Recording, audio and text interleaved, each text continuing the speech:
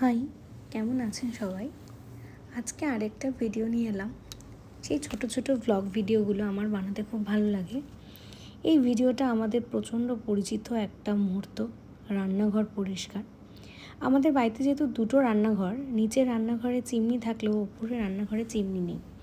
তো নিচের রান্নাঘরটায় যখন কাঠের কাজ হচ্ছিল, যাতে কিচেনটার যে সমস্ত প্রয়োজনীয় যে কাঠের জিনিসপত্রগুলো করানো নিচের রান্নাঘরটায় হচ্ছিল, সেইগুলো করার কারণে আমরা রান্নাঘরটাকে ওপরে শিফট করে নিয়ে যাই। তাও নিয়ে যাওয়া হয়েছে প্রায় মার্চ মাসের দিকে। মার্চ, এপ্রিল, মে, প্রায় 2-2.5 মাস এই রান্নাঘরটাতেই রান্না হয়। তেল কালি তো পড়বেই, কিন্তু তা সত্ত্বেও রান্নাঘরটা দেখলেই বুঝতে পারবেন যে কতটা ক্লিন আছে। পুরো নতুন বাড়ির রান্নাঘর যেমন ছিল ঠিক তেমনিই আছে। কারণ হচ্ছে আমাদের প্রত্যেক দিন রান্নাঘরটাকে আমরা যতটুকু পারি, যতটুকু সম্ভব হয় আমরা ক্লিন করতে থাকি।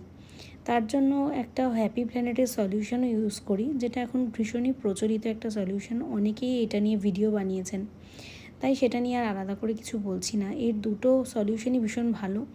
একটা বাথরুমের জন্য আমরা ইউজ করি ব্লু কালারের, আর একটা অরেঞ্জ কালারের এই রান্নাঘরের জন্য।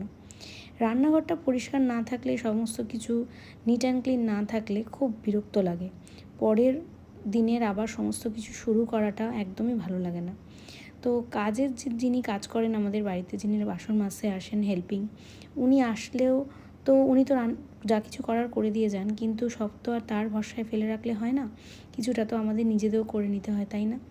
তো সেই আর কি, কিছু কিছু বাসনপত্র মেজে পরিষ্কার করে রাতে রান্নাঘরটা গুছিয়ে না রাখলে পরদিন সকালে উঠে আর বিরক্ত লাগে। সে আমিই রান্না করতে চাই আর পুষবেনই যাক।